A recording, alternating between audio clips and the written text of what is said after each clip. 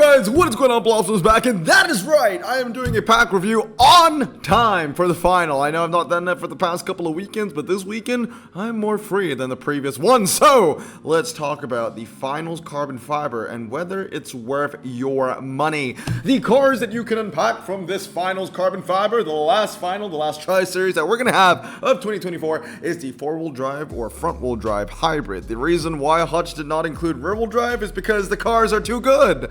And it's very prevalent because there's a lot of garbage in this pack. But hey, if you've been playing the game for more than a year, I think you guys get the pattern right now, right? If the prize car is good, the requirements are going to be bad. This prize car, I would say, is pretty damn good, and that's why the requirements and the cars that you need to use are going to be pretty damn bad. That being said, there are some diamonds in the rough here, and that's exactly what I want to filter through for you guys today.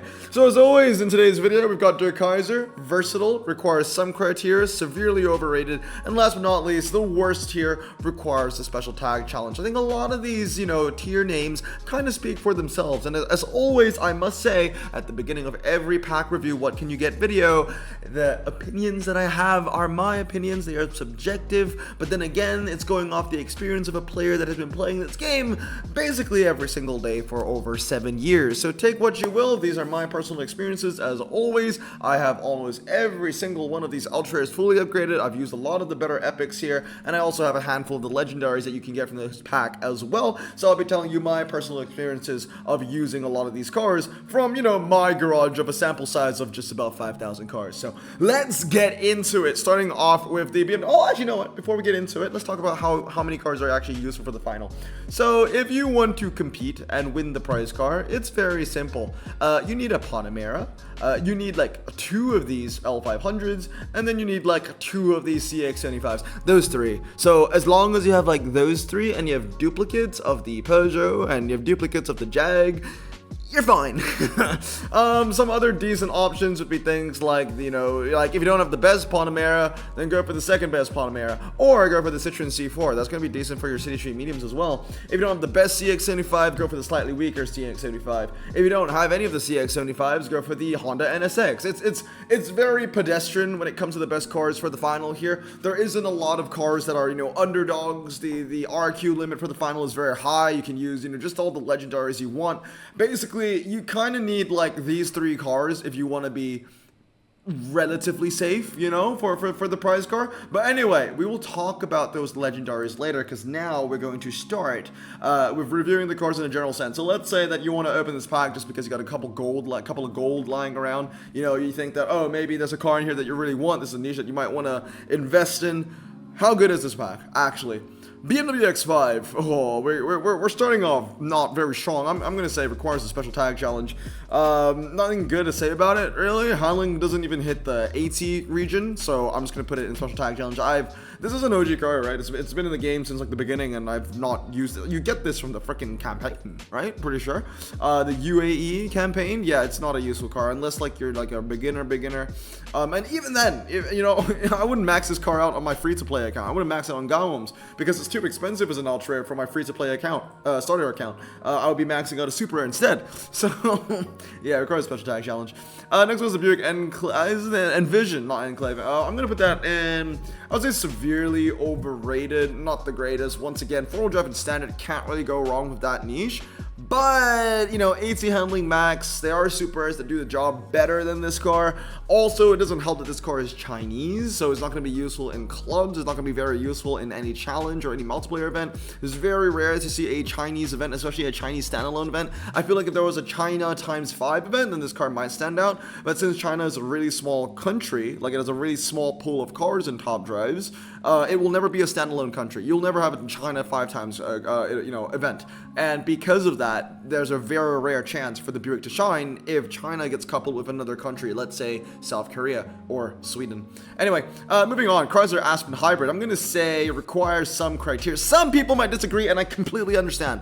I completely understand if you think this car is completely useless. I get it. I totally get it. Why I'm putting it there is because it is the best possible car and a cash cow in the right scenarios, okay? And that's specifically Chrysler clubs, because that's the only Chrysler all-surface tire car. So if you get Chrysler in clubs, you get Roadless Taken or Desert Sands. You get like multiple of those fully upgraded. No one's gonna be able to beat you. It's instant MVP. It's instant top 10%. It's 7,000. If you have the booster, 7,500, 7,500, 8,000 plus, 8,000 plus, 8,000 plus if you get MVP. So yeah, subjective, my opinion. I'm gonna put it and require some criteria, because when that thing shines, it freaking shines, and it makes me a lot. It's made me so much money in clubs.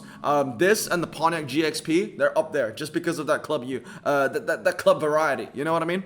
Citroen C-Mercedes up next, severely overrated. Got 2 of them fully upgraded, and I was very interested in seeing how useful this car is going to be. I got 1 drag spec, I got 1, 2, 3, 3. Reason for that being is because it's got 88 MRA, also has medium ground clearance, also has 4-wheel drive. You'd think it's a highly versatile car. I never use it. I only use it in challenges at most. I'm pretty sure the ones in my garage have less than 100 races. So yeah, 60 RQ for all of that, a little bit too much in my opinion. I know the MRA is good in this thing, but think about it. When do you actually ever use it? If I needed to use, you know, an ultra French dragster, I find myself gravitating towards the Maxi anyway. Maybe if the Maxi goes up to an Epic, this car might be a little bit more useful. But again, I only really use this on Ocean City streets, and that's about it. Moving on. And actually, no, even then, I would use a Megane. So yeah. Okay, the DSS. I want to talk about both of these two at the same time. I mean, Citroen and DS, because they're both very similar. 4-wheel drive, center tire, French. Not a lot of those lying around, and for that reason, I'll put it in require some criteria, mainly because there are not a lot of 4-wheel drive, center tire, French. If anything, I'll move this one down, and it feels a little bit too generous, even though there are not a lot of 4-wheel drive French cars. Feels a little bit too generous to put them in require some criteria. I'm going to put it in severely overrated, maybe for the red one, the Wild Rubis. I'm not sure. I'll put them here for now. I'm feeling generous today. I'll put it there for now. I might change it. Power box is good now that it actually has off-road tires. It ain't no, like, you know, Bronco or even Ranger or Raptor, but, you know, it's still very good. It doesn't handle as well as those two, I mean. Well, actually, it handles the same as the Bronco. They're both 79. And obviously, the Ranger Raptor handles a little bit better, but I think the Dodge Power Box is still a very, very useful car to put in your arsenal, especially American niche, American Frontier niche, Dodge niche, right? So, 79 handling, 4-wheel drive, off-road tires. Good. I mean, as long as it doesn't have all-surface tires. Lincoln Corsair's up next. It's trash. Mazda CX-90. That's pretty good. I'm going to put it in versatile. One of the better 4-wheel drive center tire Japanese cars. Kind of shares the table with the other Mazda that's like gold in color. Mercury Meta 1. I remember using this in like one multiplayer event one fine day.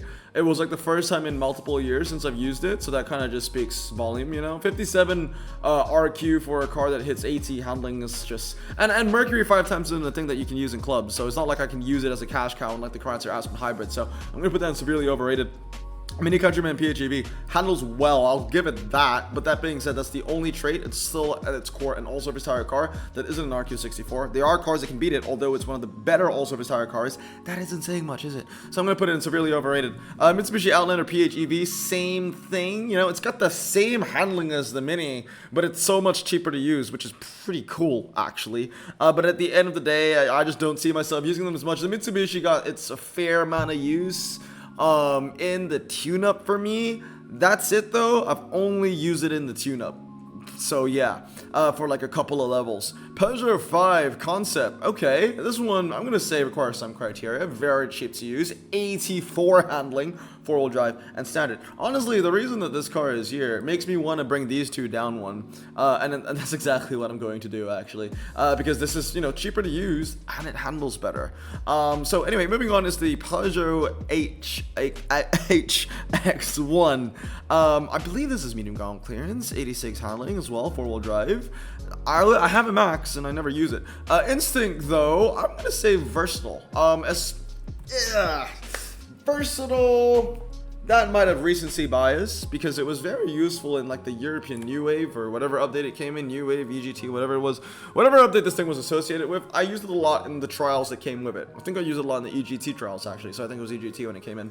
So like I said, it might be a little bit of recency bias because once you finish the trials, you might not use this car as much again. I've used it in a couple events. It handles well, 4-wheel drive, and it's not hindered by medium ground clearance because it's actually low. I'm gonna put it in versatile for now. It's been good to me. The Peugeot SXC, aside from using it in like one multiplayer event, which allowed players to go all the way up to RQ50 and only RQ50. I don't think I've really used it anywhere else. Maybe used it in tune-up somewhere. Severely overrated. Ram 1500 Warlock, again, just not very useful. PHEV is required special tag challenge. V60 plug-in hybrid, I'm gonna say maybe requires some criteria. And then we've got the Volvo V90 T8 all-wheel drive, really cool car, medium ground clearance, 86 handling. I get the vibes of the Peugeot HX1s. These two are four-wheel drive. They handle the same, just that one car is slightly faster than the other.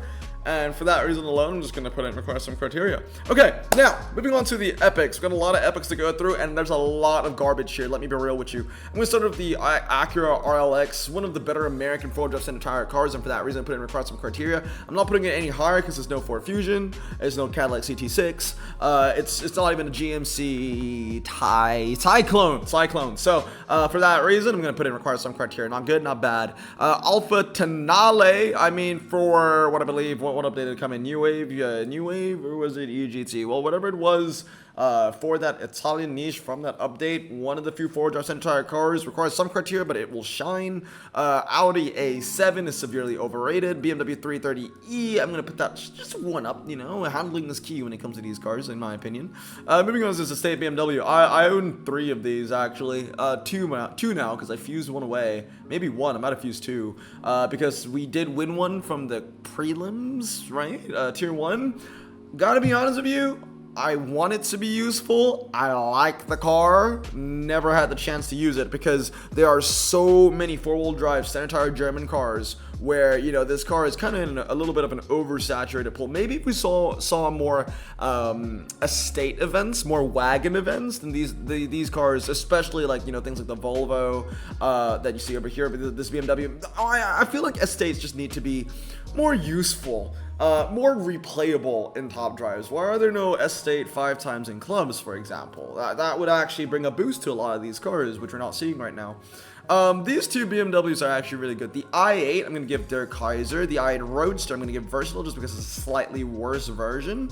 They both have about the same MRI. They got the same top speed. They got the same handling. The only difference between the two cars are going to be the 0 to 60. For the longest time, these two cars were the same RQ, and it never made any sense to me because the blue one was always better. Now that this is 79 and the bronze is 78, it makes a lot bronze or copper. Well, since that's 78, it makes a lot more sense. The 79 is great. I don't own it, but I would actually like to have it. It is proven its self-worth. BMW X5 requires special tag challenge. XTS Platinum Concept. It's tough. It's a tough one. 74 handling, I'm going to say severely overrated. Mirai. Okay, Mirai, I'm going to give Der Kaiser as well. Even though, I mean, it was Der Kaiser definitely is an ultra. It's gone up to an epic. I still think it's very useful. Some people will make an argument that it's versatile. I get that, but I'm going to keep it in Der Kaiser. It's still going to beat most four-wheel drive RQs within its RQ.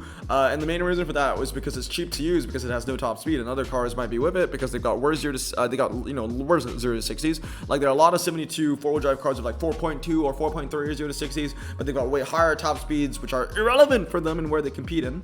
So the Mirai is great. Citadel, severely overrated. The Experience, severely overrated. Just, I mean, this thing is so expensive for 74 handling. It's actually quite sad. DS Numero 9 is fantastic, though. I'm going to put that Der Kaiser. 78 handling on that, really good. Low 0 to 62, 5.1 seconds is not bad. The Metropolis is, that requires special tag challenge. This thing wasn't even good as an ultra rare, and I do not understand why it's an epic. CX60, severely overrated. Outlander requires some criteria just because four-wheel drive off-road handles okay, plus 80 or 80 plus. Peugeot 3008, special tag challenge. Then we've got these Peugeots, the 508s. Love the generation, really good looking cars. But I'm gonna be honest, I got one Max and I used it. I maxed it for a Tri-Series. I can't remember what was it for. The first ever Tri-Series for the update it came in. Yeah, I can't remember. That being said, though, I maxed one out for that Tri-Series. Never used it since. So for that reason, I mean, it feels a bit mean to put them in severely overrated, but they're all four-wheel drive, they're all French, they're all medium ground clearance, and they're all Peugeot. When I want to use a Peugeot four-wheel drive medium ground clearance car, E-Legend, right? RQ79 E-Legend. And I know the argument, Blossom, if I don't have the E-Legend, this might be the next best thing to use. And I get that, but that's also a personal problem. This might be the best thing for you to use, but if you want to compete for like a carbon fiber that's only limited to the top 2 people, you know, the people at the top are going to use E-Legend. So this might be the best thing for you to use. So what? If your opponent uses an E-Legend, you're screwed either way. So, severely overrated seems a bit mean to put in there, but honestly speaking, I've not used my 508 since the final, and it's just been collecting dust there. Peugeot, Exalt, whatever the thing is, I'm gonna put it in severely overrated too. Quartz though, okay, this is one that's a couple of prize cards, got that, I believe it has that SUV tag as well. I'm gonna put it in requires some criteria, I'll put it up one. The High Motion 4, I'm gonna put that in severely overrated. SR1 doesn't get a lot of use, Volvo Concept Coupe doesn't get a lot of use. I don't think that they're that terrible, you know, they all handle relatively well for their RQs. We need to remember that, you know, they are inflated in RQ because of that four-wheel drive drivetrain, but they're not that bad. I mean, the Volvo S60 is terrible, though, and so is the S90. Yeah, they both go sub-80 handling stock, right? The V60 T8, useless. This car, I've literally had like 4 in my garage at one point. I fused every single one away. I don't even have them anymore. I have 4. I fused 4. I've never regretted any decision. It's not useful. XC60 requires special tag challenge. The T8, same thing here. This car, what a fall from grace, right? This car used to be fantastic. It got a handling nerf. Remember when this car was first introduced in the game? European Revolution. It had 78 handling. Remember that? One is the Viper GTSR. Many people, the Viper GTSR are fantastic. The X60, sorry, the XC90. Honestly, this thing requires its own tag, its own tier list at the bottom of requires, but this is the genuine definition of hot garbage. The XC90, I would say, is the worst car here of the lowest rank. And on that note, we move on to the legendaries. Acura DNX, again, back in the day, probably would have put in versatile just because it was just useful in so many events. At the start of American Frontier, like if you remember playing around the time of American Frontier, the DNX was required in absolutely everything. But recency bias, no, it doesn't count for this car anymore. I don't think it's been useful in the last 2 years. So I'm going to bump it down to require some criteria. BMW 545, again, you're only going to get use out of it if you max the handling. Very pricey. I'm going to put require some criteria. C4 WRC, I'm going to say Der Kaiser. That's very good. NSX, I'll say Der Kaiser as well. CX-75, versatile. The other CX-75, sure, Der Kaiser. Lamborghini Asterion, we'll put it up at the top. I'll probably put all the legendaries up here for now, and then we'll reshuffle it around. Okay, we'll see what we can bring down. So we'll bring it all up. All right, so legends. What legends deserve to stay in Der Kaiser? I'm definitely moving down to 308. I'm moving down to Panamera, and I'm moving down. You stay because you're medium. Not Asterion has been useful, but then again, recency bias, right? It's been eligible for the last 3 tri-series in a row. EGT Italian, then the last tri-series was 2014, which is a 2014 car. Now it's eligible in this tri-series as well because it's a 4-wheel drive hybrid. Because of recency bias, we'll put it there. We'll see how long it'll be useful for. And then we move and look at the legends over here. Any more that I want to move down? I think Panamera is going to go down. So we'll bring that down. Peugeot is going to go down as well. And anything there I want to go down? Nah, that's going to be it. But anyway, guys, that's going to be it for today. So this is my basic evaluation, I would say. My evaluation of the finals carbon fiber. I think it's fair to say that this is not worth it. Most of the stuff, most of the gunk that you're going to get are going to be bottom tier cars. Some of the best cars that you can get, you know, things like the DS numero 9, the Peugeot. I mean, surprise, surprise. The best cars that you can use for the final are on their Kaiser. You know, the best cars being the Peugeot. We'll put it here. The Peugeot, the Panamera, CX-75. NSX is a good fallback, basically, if you don't have the CX-75. C4 is a good fallback if you know the Panamera. All these cars are pretty good. If you want to use the best of the best epics, you know, these are the best ones, right? So the best, like, standard tire epic that you can use if you don't have, like, an NSX or a CX-75 or anything like that would be a DS numero 9 or even a BMW i8. Yeah. that's gonna be it. I mean, maybe it's a little bit unfair that I'm putting the CX, one of the CX-75s down in Versatile, but the NSX is above it. But I really do think that, you know, if you put these two cars together, 3390 to 3190, this car is 3 RQ cheaper. I get it. CX-75 got way more MR on the NSX. I get that, but also at the same time, the NSX doesn't have any competition above it. This, though, literally has 2 RQ better, right? So because of that, unfortunately, it's in a more competitive pool than the Honda, in my opinion. But anyway, guys, that's going to be it for today. You know, and one other thing that I want to state is that this is the best Honda that you can unpack in the game. This isn't the best Jaguar that you can unpack in the game. There you go. That's the reason. That's my justification for why these two cars are on a tier break. But anyway, I hope you guys have a great day. I'm not gonna open the pack, and I don't suggest you to open the pack as well. If you want this prize car, you better hope that you already got the cars available to you, because if you want to go open the pack for that, you're wasting your Christmas money. But anyway, I hope you guys have a great day. Remember to stay safe, wash your hands, and blossom out. Peace.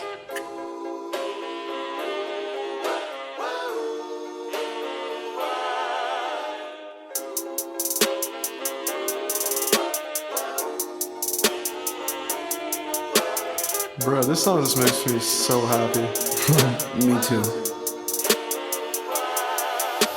Imagine being Asian in the 50s, looking nifty, leather jacket, looking sleek, look like Presley, look so deadly. Got a jukebox back at home, feeling jazzy, turn it on and play it slow, like the movies with the ladies. They so fine. Imagine being Asian in the 50s, looking nifty, leather jacket, looking sleek, look like Presley, look so deadly. Got a jukebox back at home, feeling jazzy, turn it on and play it slow, like the movies with the ladies. They so fine. Sit back, relax in my Bonneville Pontiac. Hold tight all night, cruise to Jacksonville, Atlantic.